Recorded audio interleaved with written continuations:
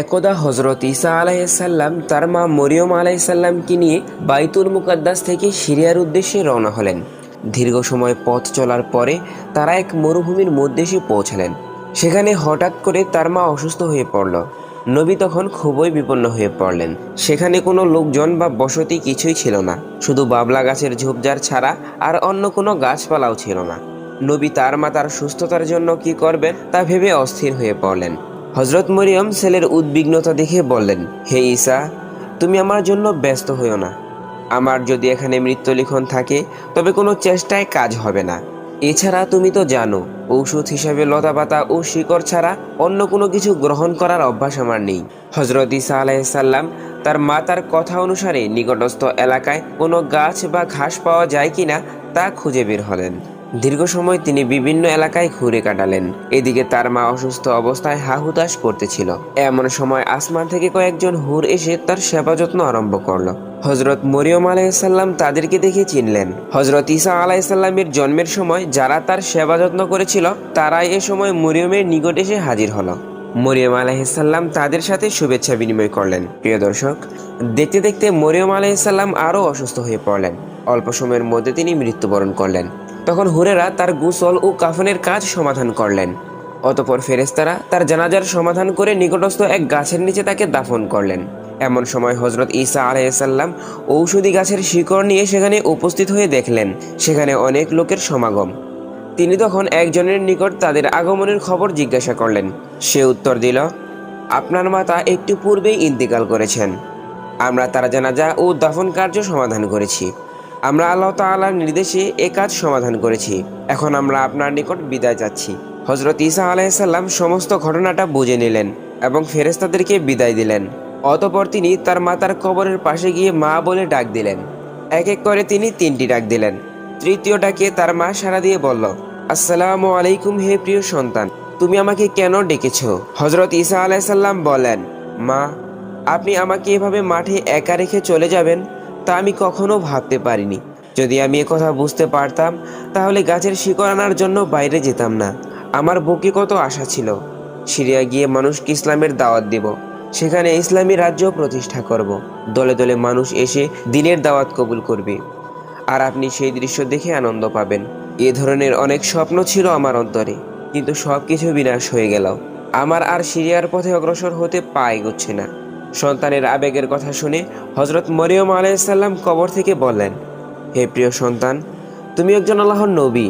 তুমি ভালোভাবে জানো, যখন যার আয়ুকাল শেষ হয়ে যাবে সে আর পৃথিবীতে বেঁচে থাকতে পারবে না। তুমি আমার জন্য আর পরিতাপ করো না। তুমি আল্লাহর নির্দেশ অনুসারে দাওয়াতি কাজ চালিয়ে যাও।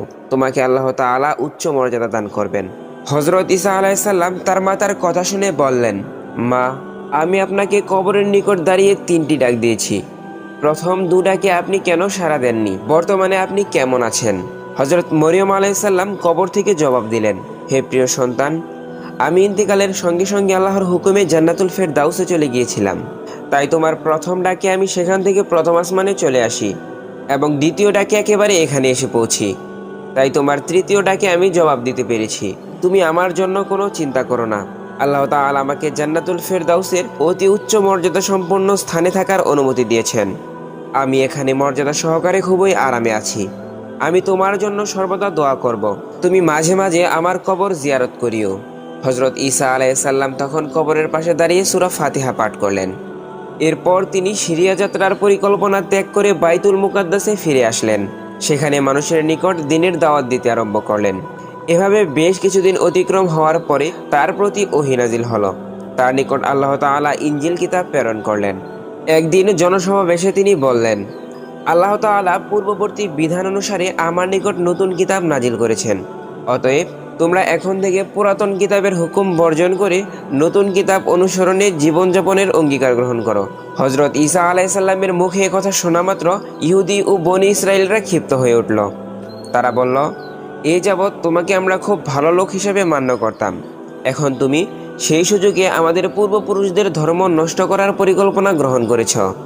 নিজে শরীয়ত তৈরি করে তা আমাদের উপর চাপিয়ে দেওয়ার চেষ্টায় মেতে উঠেছ। তোমার এই অপরাধ আমরা ক্ষমা করব না। তুমি এই ষড়যন্ত্র পরিত্যাগ করো, না হয় আমরা তোমাকে হত্যা করব। নবী তাদের জবাবে জানালেন, তোমরা আমাকে হত্যার ভয় দেখাচ্ছ? এটা আমার নিকট অতি তুচ্ছ ব্যাপার। আমি আল্লাহর নবী, সেই হিসাবে আল্লাহ তাআলার নির্দেশ অনুসারে জাতিকে দ্বীনের দাওয়াত প্রদান করাই আমার দায়িত্ব। অতএব আমি তোমাদেরকে এ পদ গ্রহণের জন্য বিশেষভাবে অনুরোধ জানাচ্ছি। অন্যথায় আল্লাহ তাআলার গজব জমিনে নেমে আসবে, যেমন গজব নেমে এসেছিল পূর্বেকার নবীদের জামানায়। বনি ইসরায়েলের মুসলমানেরা নবীর দাওয়াতের পরিপ্রেক্ষিতে দুভাগ হয়ে গেল। কতকজন পূর্ববর্তী নবীর প্রচারিত ধর্মকে আঁকড়িয়ে ধরল, আর কতকজন হজরত ঈসা আলাইসাল্লামের দাওয়াত গ্রহণ করতে সম্মত হলো। হজরত ঈসা আলাইসাল্লামের অনুসারীরা ইসরায়েলিদেরকে বলল, তোমরা হজরত জাকারিয়া আলাইসাল্লাম ও হজরত ইয়াহিয়া আলাইসাল্লামকে হত্যা করেছ, আবার এখন হজরত ঈসা আলাইসাল্লামকে হত্যা করার চেষ্টা করছ। এটা জাতির জন্য এক বিপজ্জনক তৎপরতা। তোমরা এ ধরনের পরিকল্পনা থেকে বিরত থাকো। হজরত ঈসা আলাইসাল্লাম অবশ্যই আল্লাহ তাআলার একজন খাস নবী। তিনি যেসব মজেজা তোমাদেরকে প্রদর্শন করেছেন, তন্মধ্যে মৃত্যুকে জীবিত করা, চির অন্ধকে আরোগ্য করা ও কুষ্ঠরোগীকে সুস্থ করা ইত্যাদি প্রমাণই তার নবী হওয়ার জন্য যথেষ্ট। অতএব তোমরা ঘৃণিত পরিকল্পনা ত্যাগ করে তার প্রতি ঈমান আনো। বনি ইসরায়েলিরা ধর্মপ্রাণ মুসলমানদের কথা শুনে তাদেরকে শাসন করতে দ্বিধা করল না, উপরন্তু নবীকে হত্যা করার পরিকল্পনা আরও জোরদার করল। নবীর নতুন শরীয়তের কথা প্রচার হওয়ার সাথে সাথে বনি ইসরায়েলিদের মধ্যে বিভিন্ন রকমের আলোচনা ও সমালোচনা আরম্ভ হলো। কতক লোক নবীর বিরোধিতায় মেতে উঠল, আবার কতক লোক হজরত ঈসা আলাইসাল্লামের নিকট কালেমা পাঠ করে ইসলাম গ্রহণ করল। হজরত ঈসা আলাইসাল্লাম আরেকদিন আরেক জনসভায় বললেন, আল্লাহ তাআলা হজরত মুসাকে শনিবার দিন ইবাদতের জন্য নির্দিষ্ট করে দিয়েছিলেন, আর আমাকে দিয়েছেন রবিবার দিন। অতএব রবিবার দিন কাজকর্ম ব্যবসা বাণিজ্য করা হারাম। ওই দিন আল্লাহর ইবাদত করে তার প্রেরিত কিতাব তেলাওয়াত করে এবং মানুষকে সৎ কাজে উৎসাহ ও মন্দ কাজ থেকে বিরত রাখার চেষ্টা করতে হবে। কোনো পার্থিব কাজে মনোনিবেশ করা যাবে না। যারা এ হুকুম অমান্য করবে তারা আল্লাহর প্রতি অসন্তুষ্ট হবেন। তাদের উপর বিপদ ও আযাব আসার অধিক সম্ভাবনা রয়েছে। অতএব আমি বনি ইসরায়েল সম্প্রদায়ের সকলকে এ দাওয়াত কবুল করার জন্য বিশেষভাবে অনুরোধ করছি। তিনি আরও বললেন, হে ইসরায়েল সম্প্রদায়ের ভাইয়েরা, আমি তোমাদেরকে আরও একটি সুখবর দিতে চাই। তোমরা জেনে রাখো, আল্লাহ তাআলা আমার প্রতি যে কিতাব প্রেরণ করেছেন তার হুকুম আহকাম আমি তোমাদের মাঝে প্রতিষ্ঠিত করার চেষ্টা চালিয়ে যাব। আমার পরে তোমাদের নিকট আর একজন শ্রেষ্ঠ নবী আসবেন। তার নিকট প্রেরিত কিতাবের নাম হবে কোরআন। তিনি পৃথিবীর সর্বশ্রেষ্ঠ এবং সর্বশেষ নবী। তার নাম হবে আহমদ। তোমরা যারা তার সাক্ষাৎ লাভ করবে এবং তার দিনকে কবুল করবে, তারা দুনিয়া ও আখিরাতে উভয় ক্ষেত্রে সর্বশ্রেষ্ঠ সম্মানী ব্যক্তি হবে। আর যারা তার নিকট প্রেরিত কিতাব পাঠ করবে, তারা লাভ করবে অশেষ সওয়াব ও মর্যাদা। এ প্রসঙ্গে হজরত ঈসা আলাইহিসসালাম আরও বললেন, হে কওম, তোমরা জেনে রাখো, শেষ নবীর প্রতি নাজিলকৃত কিতাব যা কোরআন নামে প্রসিদ্ধ লাভ করবে, এবং এ কিতাব লক্ষ লক্ষ মুসলমান মুখস্থ করার সৌভাগ্য লাভ করবে। অথচ ইতিপূর্বে কোনো নবীর প্রতি নাজিলকৃত কিতাব সম্পূর্ণভাবে কোনো মানুষ মুখস্থ রাখেনি। শেষ নবীর এই শরীয়ত পৃথিবীতে কিয়ামত পর্যন্ত অপরিবর্তিতভাবে কায়েম থাকবে। তোমরা সেই নবীর প্রতি দরুদ ও সালাম পাঠ করে দোয়া করবে, কারণ আল্লাহ তাআলা ফেরেশতাদেরকে নিয়ে তার প্রতি সালাম ও দরুদ পাঠ করেন। তাকে তার হাবিব বা দোস্ত বলে আখ্যায়িত করেন। তাকে সৃষ্টি না করলে আল্লাহ তাআলা জমিন ও আসমানের কিছুই সৃষ্টি করতেন না। অতএব তার নাম ও মর্যাদা সম্বন্ধে তোমরা অনুমান করে নাও। আমি একজন নবী হওয়া সত্ত্বেও সে আখিরি নবীর একজন সাধারণ উম্মতের অন্তর্ভুক্ত হতে অতি আগ্রহী। যদি আল্লাহ তাআলা আমার এই প্রার্থনা মঞ্জুর করেন, তবে আমি নিজেকে ধন্য মনে করব। ধর্মদ্রোহী বনি ইসরায়েলরা হজরত ঈসা আলাইসাল্লামের বক্তব্য শুনে বলল, ইহা হজরত মুসার শরীয়ত ভেঙে নিজে এক নতুন শরীয়ত প্রবর্তনের মাধ্যমে রাজনৈতিক ক্ষমতা দখলের ষড়যন্ত্র করছে। অতএব দেশের বাদশার নিকট তার এই ষড়যন্ত্রের কথা খুলে দেওয়া উচিত। এছাড়া নতুন আরেক শ্রেষ্ঠ নবীর আগমনের কথা বলে আমাদিগকে তার দিকে আকৃষ্ট করার চেষ্টা করছে। আমরা এ দুরভিসন্ধির জাল ভেদ করে তার গোপন উদ্দেশ্য সম্বন্ধে অবগত হতে সক্ষম হয়েছি। এমত অবস্থায় আমাদেরকে আর বিলম্ব করা উচিত নয়। অতি সত্বর তাকে সমুচিত শাস্তি প্রদান করাই উচিত। তখনকার সময় বাইতুল মুকাদ্দাস সহ জেরুজালেম রাজ্যের বাদশা ছিল একজন কাফির। সে ইসলামের ঘোর সূত্র ছিল। বনি ইসরায়েলদের মধ্যে যখন এরূপ এক দ্বন্দ্বমুখর অবস্থার সৃষ্টি হলো, তখন সে ইসলামকে চিরতরে মুছে দেওয়ার উদ্দেশ্যে একজন ধর্মদ্রোহীকে হাতে নিল।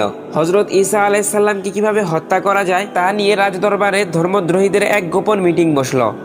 বাদশাহ সবাইকে বলল, শোনো, তোমাদের পূর্বপুরুষদের ধর্মকে এভাবে নিশ্চিহ্ন করে দেওয়ার ষড়যন্ত্রে যারা লিপ্ত হয়েছে, তাদেরকে নিশ্চিহ্ন করে দেওয়া তোমাদের একান্তই কর্তব্য। এরা নবী রাসূলগণের শত্রু, এরা আল্লাহর শত্রু। এ ব্যাপারে তোমাদের সাহায্যকল্পে যা কিছু প্রয়োজন তা আমি দিতে সম্মত আছি। এটি একটি অশেষ সওয়াবের কাজ।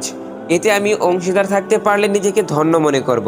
বাদশাহর উৎসাহ দানের পরে সকলেই সমবেতভাবে সিদ্ধান্ত নিল যে তারা হজরত ঈসা আলাইসাল্লামকে সর্বক্ষণ অনুসরণ করবে এবং তাকে হত্যার পরিকল্পনা করে তারা মিটিং শেষ করলো। পরের দিন থেকে তারা নবীর পিছনে লেগে গেল। সর্বক্ষণ তাকে অনুসরণ করে ধর্মদ্রোহীরা পর্যায়ক্রমে নিয়মিত ডিউটি দিতে আরম্ভ করলো। অনেক দিন যাবৎ তারা নবীকে একাকী পাইবার চেষ্টা করেও সফল হলো না। মুসলমানেরা যখন কাফিরদের মারমুখী অবস্থা লক্ষ্য করলো, তখন তারা রীতিমতো নবীকে পাহারা দিয়ে রাখার ব্যবস্থা করলো। ফলে কাফেররা নবীকে আর একাকী ধরার কোনো সুযোগ পেল না। অবশেষে কাফেররা সিদ্ধান্ত নিল নবীর প্রহরীদের সহ আক্রমণ করা হবে। তারা সর্বদা নিরস্ত্র থাকে, অতএব তাদেরকে কাবু করা খুব কঠিন হবে না। একদিন হজরত ঈসা আলাইসাল্লাম তার সঙ্গীদেরকে নিয়ে আইনে সালুম নামক স্থানে এক গৃহে পৌঁছালেন।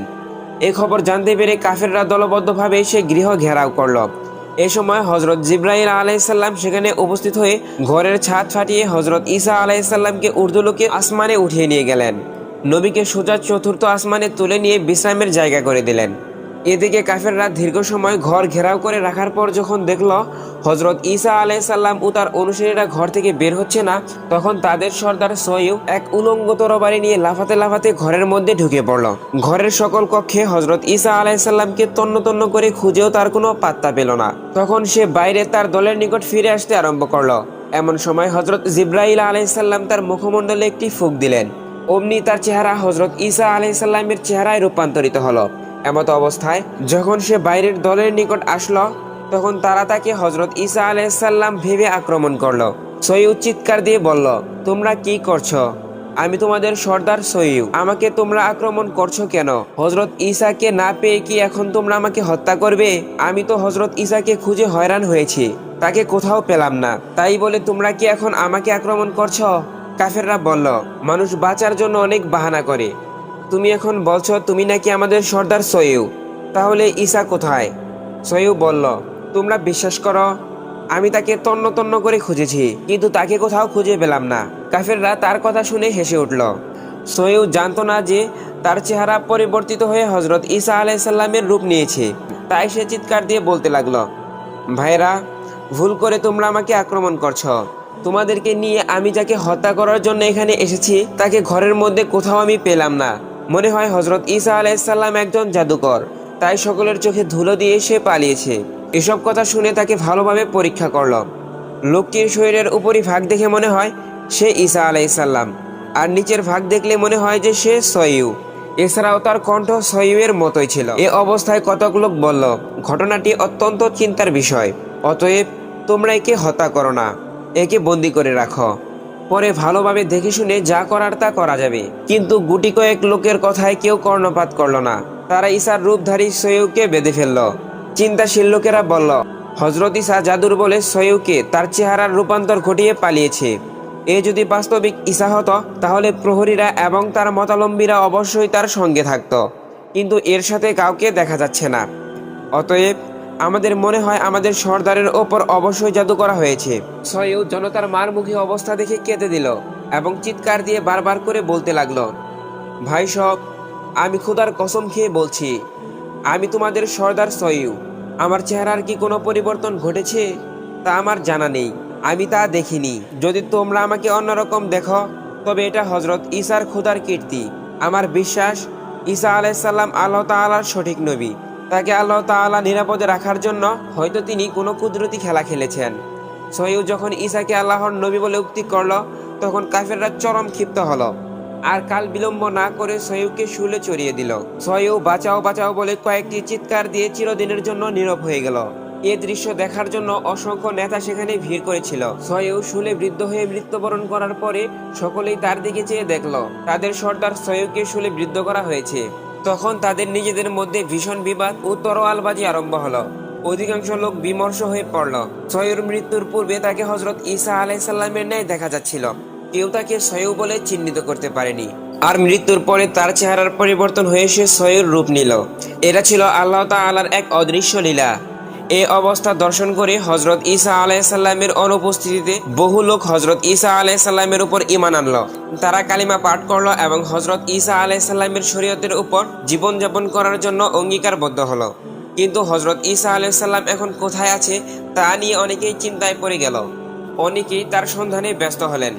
অনেকেই নবীর খলিফা ও মুসলমানদের নিকট নবীর খবর জানতে চাইলে তারা বলে দিলেন যে নবীকে আল্লাহ তাআলা আসমানে উঠিয়ে নিয়ে গেছেন, তাকে আল্লাহ তাআলা আরও একবার দুনিয়াতে প্রেরণ করবেন, তবে তার নির্দিষ্ট তারিখ কারও জানা নেই। হাদিস শরীফে বর্ণিত আছে, শেষ জামানায় পৃথিবীতে দাজ্জাল নামক এক শক্তিশালী কাফের আবির্ভূত হয়ে চমক লাগানো কিছু দৃশ্য যখন মানুষকে দেখাবে, তখন অনেক মানুষ ঈমান হারিয়ে তার দাসত্ব গ্রহণ করবে। এ সময় হযরত ইমাম মাহদী নামক আল্লাহ তাআলার এক খাস বান্দা নাজিল হয়ে দাজ্জালের কবল থেকে মানুষকে উদ্ধার করবে। দাজ্জালের সাথে তিনি জিহাদ করবেন, তিনি বহু এলাকা জয় করবেন। যখন বাইতুল মুকাদ্দাসে গিয়ে পৌঁছাবেন, তখন হযরত ঈসা আলাইহিস সালাম 15 বার পৃথিবীতে আগমন করবেন। তিনি ইমাম মাহদীকে সাথে নিয়ে প্রাচ্য ও পশ্চাত্যের বিভিন্ন এলাকায় অনেক বিগ্রহ করে আল্লাহর দ্বীনকে সর্বস্তরে প্রতিষ্ঠিত করবেন। দাজ্জাল সহ বিরোধী সমস্ত শক্তিকে পরাভূত করে সারা পৃথিবীতে আল্লাহর আইন কায়েম করবেন।